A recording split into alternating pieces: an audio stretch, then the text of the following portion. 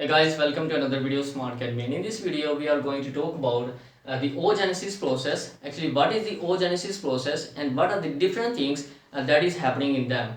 Oogenesis is actually the maturation of the egg cells into the mature form. The oogonia, that is the naked form, when they develop into the mature form, this process, this whole process of the maturation of the egg cells, this is called the oogenesis. And the oogenesis, we are going to see here the different things that is happening in them, such as the maturation of the cells that is surrounding the egg, that is surrounding the oogonia. These are called the follicular cells, or we can call them the granulosa cells. The maturation of the granulosa cells and the chemical or the hormonal control of the oogenesis process, and the arrest and the meiotic arrest, how the meiotic arrest is actually established, and how the oocytes move out of the meiotic arrest. We are going to see all of these things in details. So let's start with the oogonia.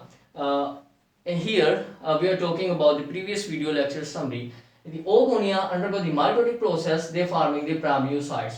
The pramniocytes also undergo the meiosis 1 and forming the scandiocytes. When the scandiocytes enter the meiosis 2, they form the fertilized ovum. But before the formation of the fertilized ovum, another process happening in them. This process is called the ovulation process, and this process is very important because without the ovulation process, fertilization did not take place, and if the fertilization did not take place, then the zygote is not formed. So what happens? The oogonia or the oocytes or the matured oocytes that is present inside of the ovary, when it becomes mature, when the oogonia becomes mature, they move out of the ovary like a blister, and think about it. Where they go? They go into the fallopian tubes. The fallopian tube is the place where the fertilization process takes place. Here is the oogonia. They undergo the different processes, and when they become mature, this is the tertiary follicles, and when they become mature, they move out of the ovary like a blister. They dissolve the wall, and they move out of they rupture the wall, and they move out of the ovary like a blister, and they go into the fallopian tubes. This is what happening in them. This whole process called the ovulation process, and this process is very important because this is the process after that the fertilization will take place. So here we go about the number of the germ cell that is present throughout the lifetime of the females. It is the 6 to 8 week fetus. 6 to 8 week fetus start the oogonium process. Within the pregnant woman, a fetus is present that is of the age 6 to 8 week. They start the oogonium process, and the 20 week fetus, they produces 6 to 7 million of the oocytes, and at the birth only the 2 million pramniocytes remains.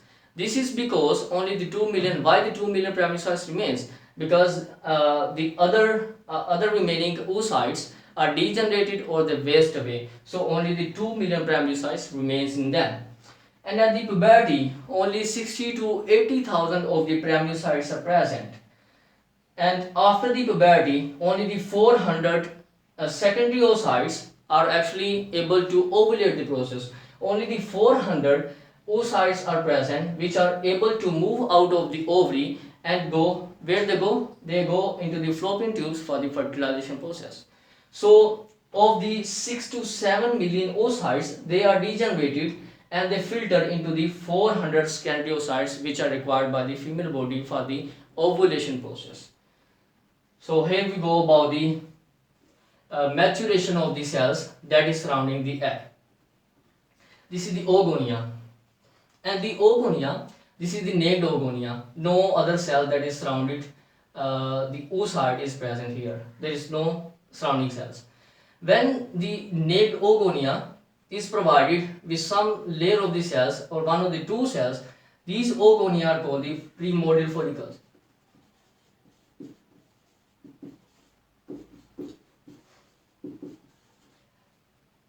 These primordial follicles are present, and this layer is the oocyte. This is the oocyte, and the cells that is surrounding them, these are called the follicular cells. Follicular cells. And these primordial follicles When further layers of the granulosa cells or the follicular cells are invested around the oocytes, they present as the primary oocytes. They are present as the primary follicles. Primary follicles. When the primary follicle is formed and it is being invested with a complete new layer of the follicular cells, now the egg cells and the follicular cells, both of them are called the primary follicles. And the primary follicles also have another layer that is shown in the red color. This layer is called the zona pellucida, and this layer is actually very important for them. Zona pellucida.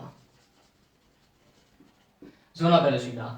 This layer is important because this is the barrier or this is the gateway that is present, that is the entrance for the oocytes. This is the granulosa cells and these are the oocytes. Whenever a material is required by the oocyte, then it has to pass through the granulosa cells, through the zona pellucida and enter into the oocytes. If the gateway are closed, then no any materials will able to pass through the zona pellucida and enter the oocytes. If the gateway are open, it means that any materials can pass through the zona pellucida and into the oocytes. This is what happening in them. And it is non-cellular and it's semi-transparent, or we can say that this is the translucent layer. And in the rodents, if we talk about the rodents, in the rodents, this zona pellucida material is found by the oocytes, while in the other mammals, the granulosa cells also plays a part in the formation of the zona pellucida. This is the barrier between the oocytes and the granulosa cells. So this is the zona pellucida. As the primary follicles is going to be matured, further layers of the granulosa cells invested around the oocytes, and this become the secondary follicles. In this picture, we have shown both the secondary follicles and also the tertiary follicles, or we can call them the Graafian follicles or the tertiary follicles. In this picture, secondary follicles and tertiary follicles is described. So in these secondary follicles, different thing happens, such as this is the oocyte, and here the oocyte is the primary oocyte. We have talked about all the stages of the oocyte: primary oocyte, secondary oocyte, and then the fertilized ovum. In the primary oocyte, 3 follicles maturation occur in them, 3 follicles development occur in them. In the primary oocytes, primordial follicles is formed, that is surrounded, and then the primary follicle is formed. Here the oocyte is the primary oocyte and the layer is the primordial follicles. Here the oocyte, that is the primary oocyte, and the layer that is surrounded the oocyte is the primary follicle. And here the oocyte is the primary oocyte and the layer that is surrounded, that is the secondary follicle.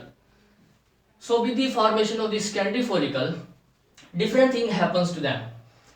So this is the nucleus that is present already in them, and this is the zona, this is the primary oocytes, and this is the zona pellucida. This red layer is the zona pellucida.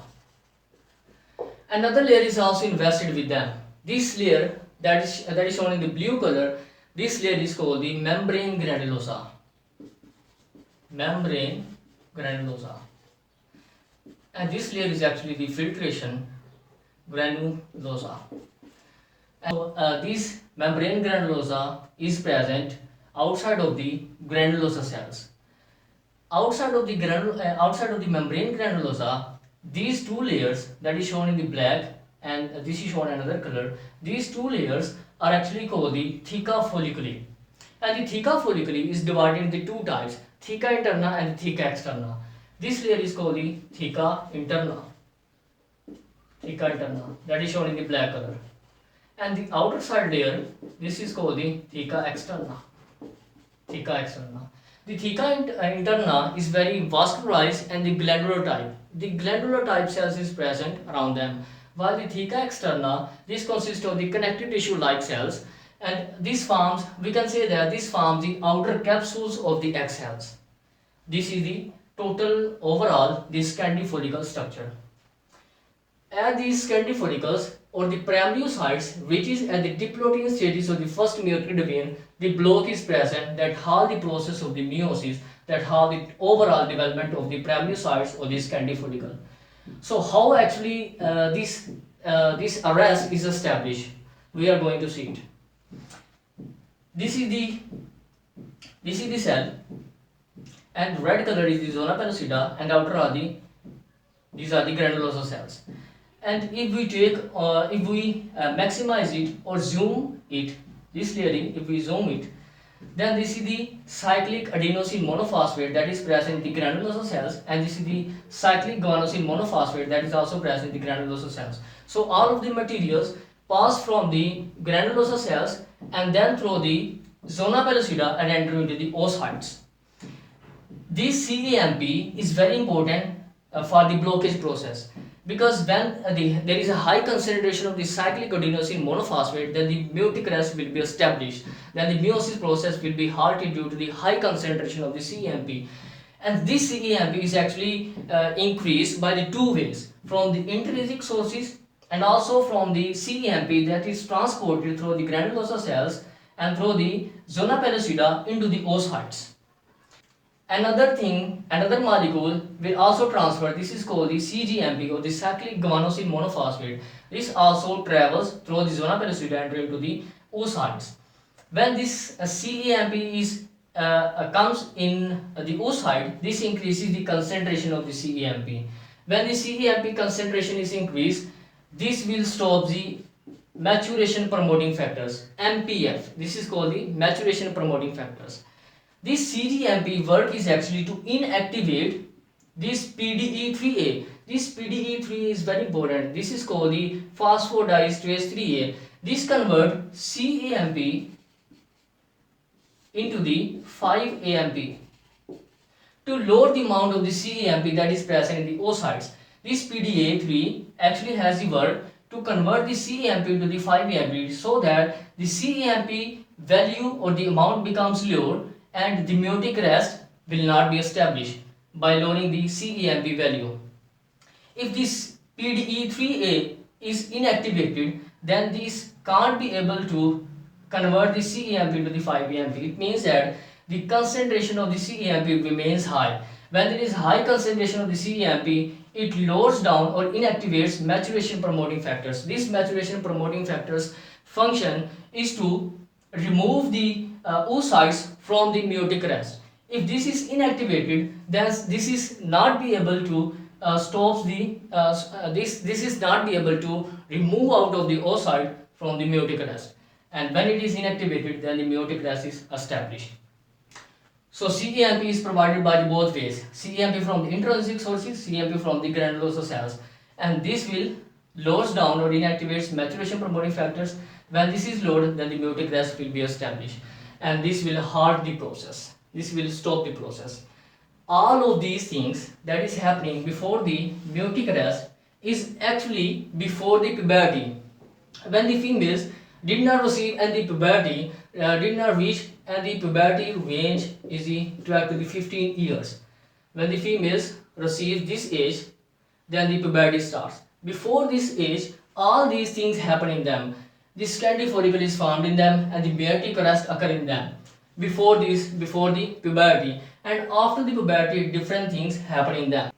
And all of the other processes occur after the puberty, such as the formation of the tertiary follicles and the hormonal control of the oogenesis. All of these processes occur after the puberty. When a female body reaches to the puberty, then the chemicals or the hormones are activated, and these influence the growth of the oocytes. These influence the maturation of the oocytes, or these influence the oogenesis process. As the female body enters into the puberty, then the antrum is formed. This antrum is a cavity that is filled with a fluid. That is, this fluid is called the liquid follicular. Liquid follicular is present inside the antrum, and this antrum divides the granulosa cells into the two types. These cells that is present just around of the egg cells, these cells are called the cumulus cells. These cells are called the cumulus cells. Cumulus cells. While the cells that is present just beneath of the membrane granulosa, these are called the mural granulosa cells. These are called the mural granulosa cells. So there are the two type of the cells are formed, cumulus cells and the mural granulosa cells. And as the female body reaches the puberty, then these chemicals, this hormone process is activated.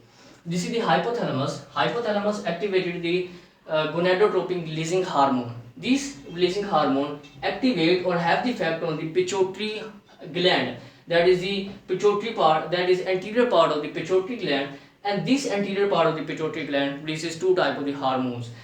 One that is called the luteinizing hormone, another that is called the follicle stimulating hormone, FSH. Luteinizing hormone and the follicular or the follicle stimulating hormone, both of these hormones have the effect on the secondary follicle, and both of these type of the hormones have the effect on the specific kind of the cell that is present in the secondary follicles. These luteinizing hormone have the effect on the theca interna. This is the theca interna. This is the theca interna. While the follicle stimulating hormone, these have the effect on the granulosa cells. This is the granulosa cells. This is the theca interna and this is the granulosa cells. This theca interna, now this secondary follicle, this theca interna actually consists of the different receptors for the luteinizing hormone. They consist of RLH. This theca interna consists of RLH. These are the receptors for the luteinizing hormone. When the luteinizing hormone comes in contact, come closer to the theca interna, when the luteinizing hormone come closer to these type of the layers that is present in the black color, when they come closer, then the receptors of the luteinizing hormone are present there, and these will bind with the luteinizing hormone, and the luteinizing hormone then have the effect on the theca cells, and this produces androgens. This produces androgens. The androgens, one of the androgen we can call them is the testosterone. This testosterone is then produced by the theca interna. From the theca interna, these testosterones will move through the granulosa, through the membrane granulosa into the granulosa cells. Here they move through the membrane, this color that is shown in the red, this is the membrane granulosa, and they move, these testosterone will move through the membrane granulosa into the granulosa cells. This is the testosterone that will move. And here is the follicle stimulating hormone. This is the follicle stimulating hormone. And these granulosa cells also have the receptors for the follicle stimulating hormone. They consist of RFSH. These RFSH will bind with the FSH, and this also produces effect on the granulosa cells and activate a kind of the enzymes. This enzyme is called the aromatase. This aromatase function is to convert the testosterones into the androgens. This is the final product that we need. These androgen have the different functionality. They have the effect on the female body, parts. They have also the effect. And second thing, it generates or it produces the receptors for the luteinizing hormone, and the luteinizing hormone then can be able to bind with the receptors of the luteinizing hormone that is present in the granulosa cells. So large surge of the luteinizing hormone that is produced by the secondary follicle, that is produced by the anterior pituitary, can be able to bind with the granulosa cells, and these granulosa cells also then consist of the large surge of the luteinizing hormone. This luteinizing hormone that is present here then have the effect on these things. They have the effect here. These are the luteinizing hormone. Then they will affect the meiotic arrest process. This luteinizing hormone will cause to move out of the meiotic arrest. They will cause the egg cells to move out of the meiotic arrest. When the luteinizing hormone is present, then this will close the gap junctions. These are the gap junctions that are present here, that are present in the zona pellucida. These close the gap junctions, so very little amount of the cyclic adenosine monophosphate and the cyclic guanosine monophosphate are be able to transfer into the oocytes. When there is a very low concentration of the cyclic adenosine monophosphate, then it means that it lowers the concentration of the cGMP. Also, this cGMP that inactivates the phosphodiesterase 3A is now not be able to inactivate it. So this is inactive. This is activated, and when it is activated, this then transfer the cyclic adenosine monophosphate into the 5-AMP. This phosphodiesterase is now able to transfer the cGMP to the 5-AMP. When this 5-AMP is formed, it means that the quality, the content of the cGMP that is already present in the lower amount becomes too much lower. When it becomes too much lower, then the maturation promoting factors is activated, and these maturation promoting factors, will causes the meiotic, will causes the oocytes to move out of the meiotic rest. Now the oocyte moved out of the meiotic rest and they complete the first merodevian. Scandiocyte is formed in them. When the scandiocyte is formed, this is now converted into the tertiary follicles. We can call them the graphene follicles. The follicle that is surrounded, and previously it was the Scandi follicle, is now converted into tertiary follicle or the graphene follicle, and the oocyte here, that was the secondary oocyte, is now that was the primary oocyte, is now converted into the secondary oocyte. This is what happening in them. After the tertiary follicle is formed, the chemonocells secretes an acid. This acid is called the hyaluronic acid. And this hyaluronic acid actually binds with the water molecules and causes the intake of the water molecules into the egg cells, where it causes too much distance between the egg cells and its surrounding cells. And this too much distance causes increase in the size of overall the tertiary follicles or the graphene follicles or the secondary oocytes. When the size is increased, they actually achieve a diameter of the 2 centimeter. The overall diameter that is achieved by the tertiary follicle or the matured follicle is the 2 centimeter. And this diameter is achieved by all of the, here is the hormones. This is actually achieved by the hormones. Now these candiocytes are able to move out of the ovary, the ovulation process occurring in them, and they then go for the fertilization process. This is what happening in them. Now because there is not much need of these hormones, so inhibin is released by them. Inhibin is released by them. This has the negative effect on all of the pituitary hormones. This will lower the amount of the follicle stimulating hormone. This will lower, and this will also lower the follicle stimulating hormone secretion. So all of the amount of the hormones are being lowered, and all of the processes are being normal. So only the one oocyte is able to convert into the tertiary follicles, and this tertiary follicle will be able to fertilize, and the zygote is formed, and other stages will be able to form. So this is the whole scenario that is happening in them. If you have any question, please go into the comments and subscribe my channel. Thank you.